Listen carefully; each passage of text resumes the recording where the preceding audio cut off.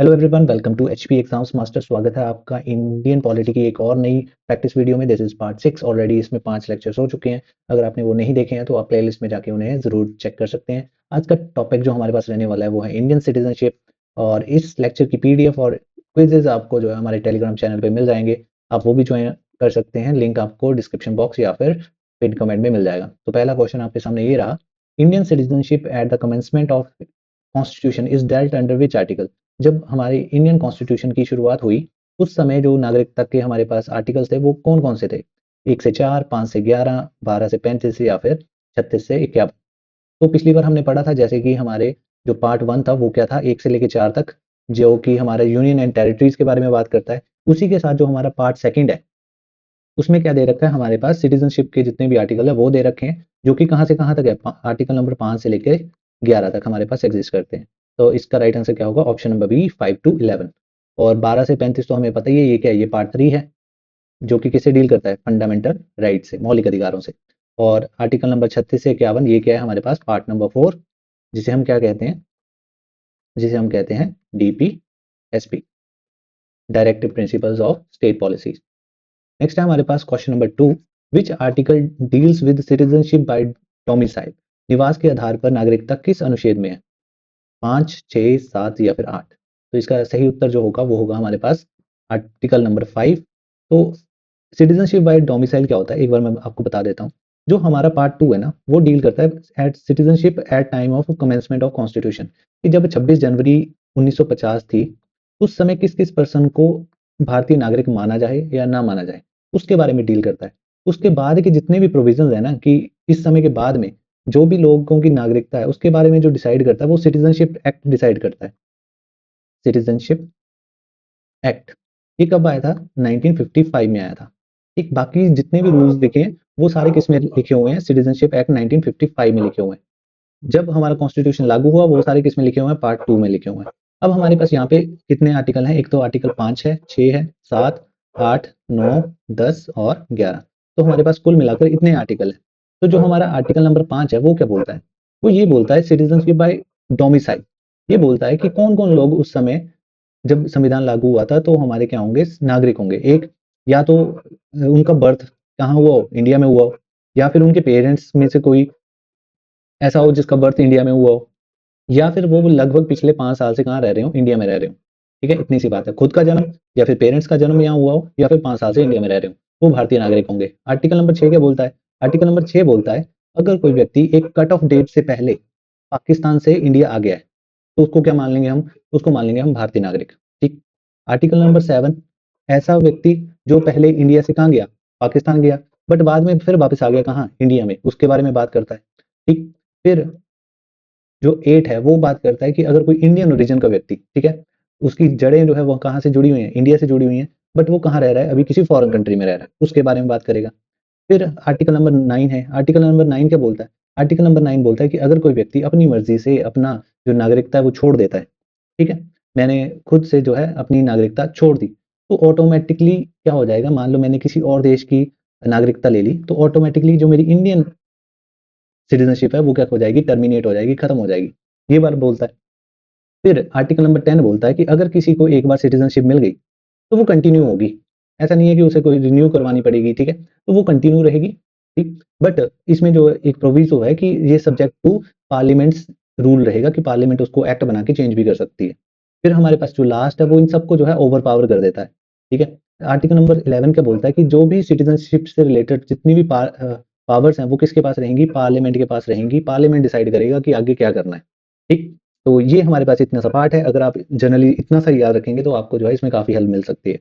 ठीक, तो हमने क्या किया, डोमिसाइल के बारे में डिस्कस किया, तो ये कौन सा है, आर्टिकल नंबर 5 है। फिर हमारे पास है question number 3, citizenship by migration from Pakistan is mentioned in. पहले ही बताया 5वें में क्या है, डोमिसाइल है, 6 में क्या है, जो लोग पाकिस्तान से आए हैं। तो ये इसका राइट आंसर क्या होगा, इसका राइट आंसर होगा आर्टिकल नंबर 6। नेक्स्ट है हमारे पास question number 4, which article deal citizen of Indians living abroad. ऐसे लोग जो कि भारतीय हैं बट किसी और देश में रह रहे हैं, तो ये किसके बारे में? अभी यहाँ से बताया था मैंने, क्वेश्चन आर्टिकल नंबर 8 में ऐसा है कि उन लोगों के बारे में बोला गया है जो कि भारतीय हैं बट कहीं फॉरेन कंट्री में रहते हैं। Question number 5, the citizenship act was enacted in which year. कौन से साल में बनाया गया था सिटीजनशिप एक्ट? 1955 में बनाया गया था। सबसे पहले 1955 में ये बनाया गया, फिर इसमें बड़े सारे अमेंडमेंट्स भी हुए हैं, जैसे कि 2003 में इसमें अमेंडमेंट हुआ था, 2015 में इसमें अमेंडमेंट हुआ था, 5 में भी हुआ था, ठीक। और रिसेंटली जो है सीएए सिटीजनशिप अमेंडमेंट एक्ट 2019 बड़ा फेमस हुआ था। आपने जो है इसके बारे में प्रोटेस्ट भी सुने होंगे कि प्रोटेस्ट हो रहे थे पीछे जैसे, ठीक। Question number 6, which article empower parliament to make law on citizenship, कि पार्लियामेंट को पावर कहाँ से मिलती है? तो आर्टिकल जो लास्ट है पार्ट 2 का, आर्टिकल नंबर 11, उससे पार्लियामेंट को क्या मिलती है? पावर मिलती है। फिर हमारे पास है question number 7, the loss of Indian citizenship due to acquire foreign citizenship is covered under, कि अगर मैं खुद से किसी फॉरेन कंट्री की नागरिकता ले लेता हूँ तो मेरी जो सिटीजनशिप है वो खत्म हो जाएगी, लॉस हो जाएगी, वो किसमें बोला गया है? तो आर्टिकल नंबर 9 उससे डील करता है। सबसे ज्यादा क्वेश्चन अगर कोई पूछा जाता है इसमें से तो वो आर्टिकल 9 से रिलेटेड है। क्यों? क्योंकि हम अपनी मर्जी से इसमें जो है अपनी नागरिकता छोड़ देते हैं। Question number 8, citizenship by birth is provided under which provision, तो बाय बर्थ किसमें दे रखी है? कॉन्स्टिट्यूशन एक्ट 1955 में। देखिए कई लोग जो है यहाँ से कॉन्स्टिट्यूशन ओनली भी करेंगे, जो कॉन्स्टिट्यूशन ओनली है ना, ये कब डील करता है? सिर्फ तभी डील करेगा जब कॉन्स्टिट्यूशन की शुरुआत हुई थी, उस समय डिफाइन कर रहा है। बाद में जो भी सिटीजनशिप की चीजें है ना, बाय बर्थ है, बाय डिसेंट है, बाय नेचुरलाइजेशन है, वो सारी किसमें आती हैं? सिटीजनशिप एक्ट 1955 में। लगभग हमारे पास जो है 5 तरीके की चीजें हैं जिससे हम क्या कर सकते हैं? सिटीजनशिप एक्वायर कर सकते हैं।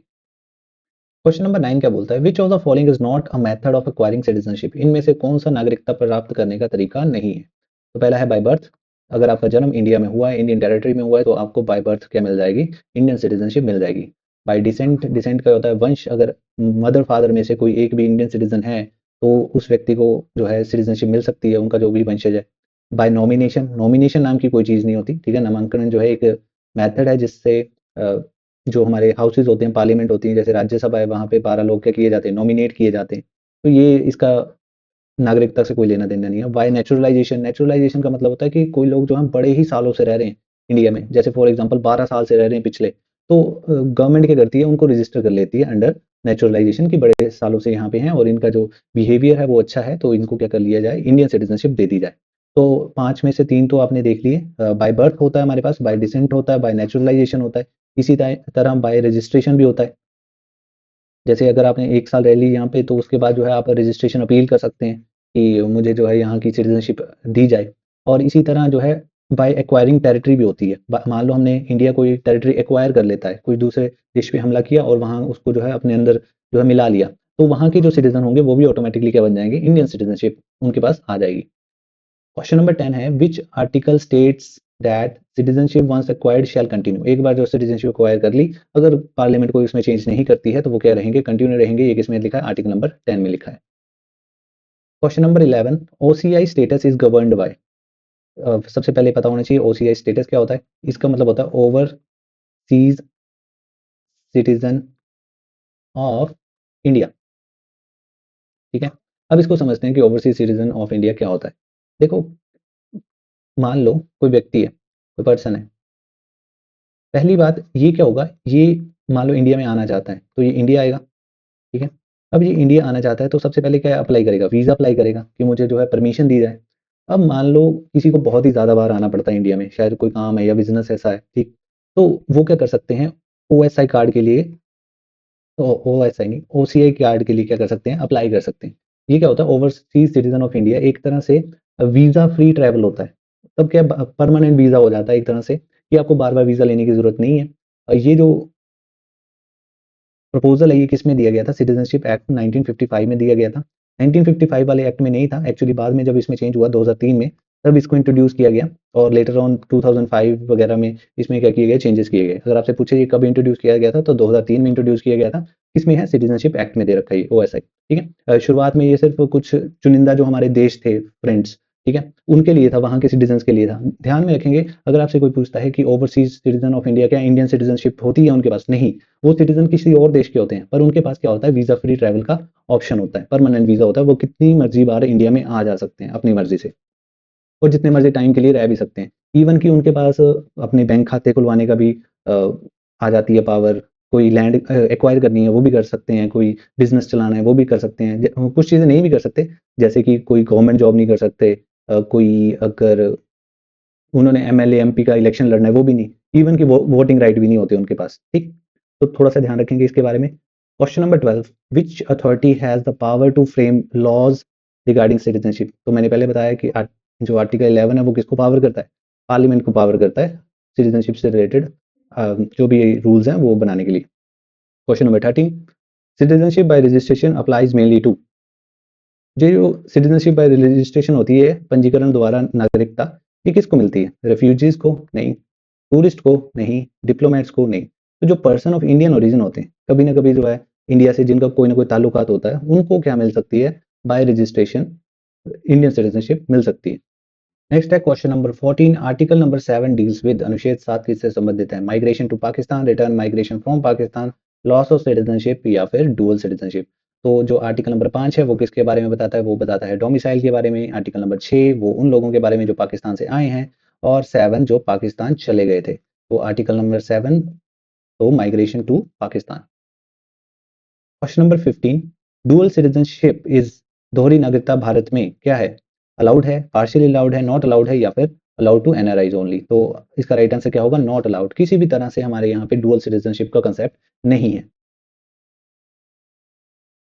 Question number 16, which statement is correct regarding Indian citizenship. भारतीय नागरिकता के संबंध में सही कथन कौन सा है, डुअल सिटीजनशिप अलाउड नहीं है, single citizenship only yes, citizenship decided by states नहीं, जुडिशरी ग्रांट सिटीजनशिप नहीं।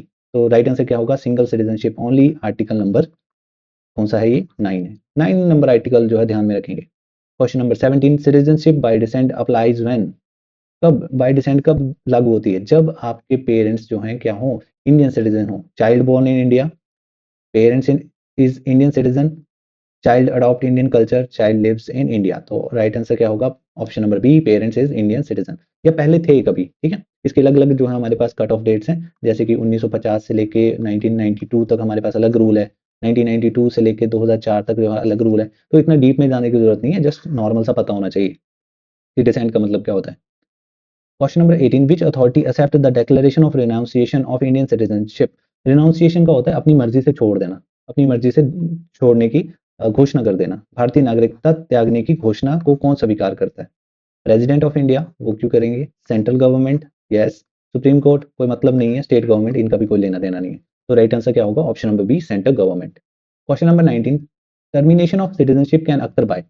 तो भारतीय नागरिकता कैसे समाप्त हो सकती है किसी व्यक्ति की। तो देखो जैसे मैंने बोला था, एक्वायर करने के लिए हमारे पास 5 तरीके हैं। इसी तरह किसी की अगर सिटीजनशिप जानी हो तो भी 3 तरीके हैं हमारे पास। एक तो है रिनाउंसिएशन। रिनाउंसिएशन का मतलब क्या होता है, आपने खुद ही घोषणा कर दी कि मुझे नहीं चाहिए, अब रख लो अपनी।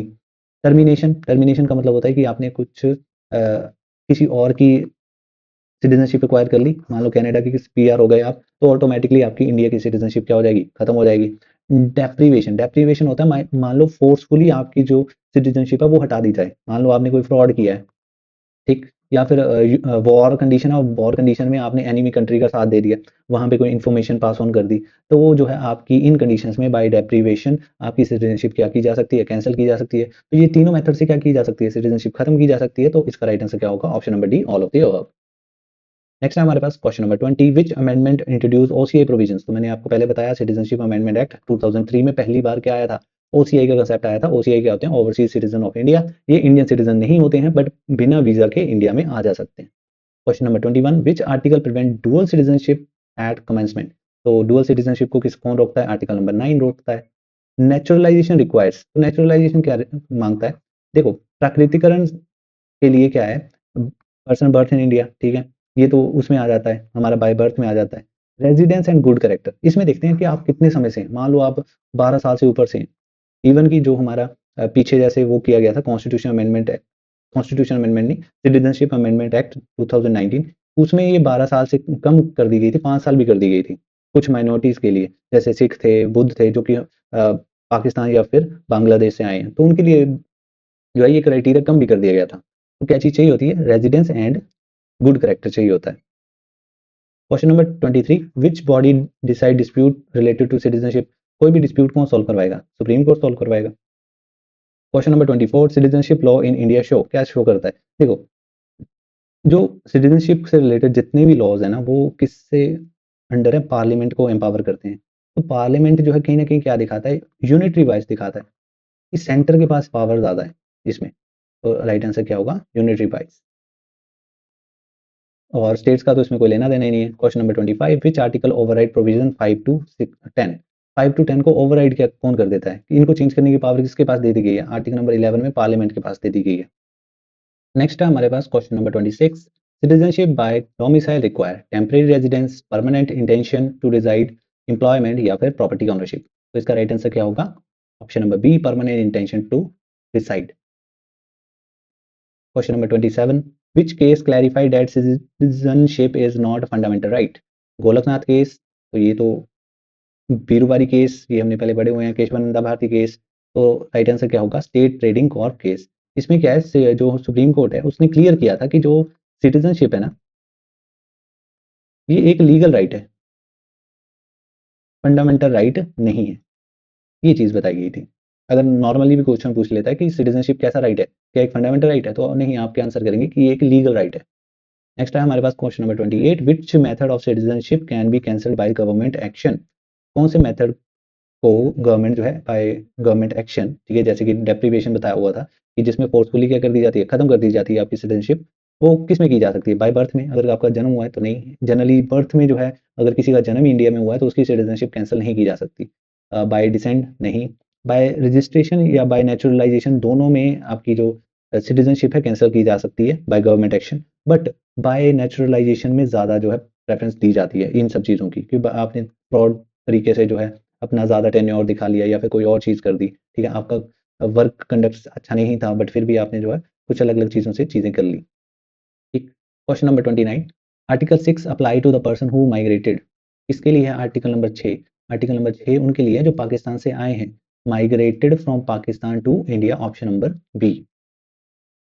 Question number 30, which feature distinguish Indian citizenship from USA citizenship? कौन सी चीज़ अलग करती है हमारी इंडियन सिटीजनशिप को यूएसए सिटीजनशिप से? तो सिंगल सिटीजनशिप हमें अलग करती है। जो यूएसए है वहाँ पे कंसेप्ट चलता है डुअल सिटीजनशिप का। डुअल सिटीजनशिप कैसे? एक तो वहाँ पे फेडरल की सिटीजनशिप होती है, या फिर बोल रहे हैं आपकी यूनियन की, या फिर बोल रहे हैं पूरे देश की, ठीक है, और दूसरी होती है स्टेट्स की। वहाँ पे जो अलग अलग राज्य हैं उनकी भी अपनी अपनी सिटीजनशिप होती है। ठीक। तो इस लेक्चर में हमारे पास 30 ही क्वेश्चन थे। होप सो आपको पसंद आए होंगे, या कोई भी डाउट होगा तो आप कमेंट सेक्शन में पूछ सकते हैं, मैं रिप्लाई करने की कोशिश करूंगा। Hope so you like it, you can consider to subscribe. Thank you for watching.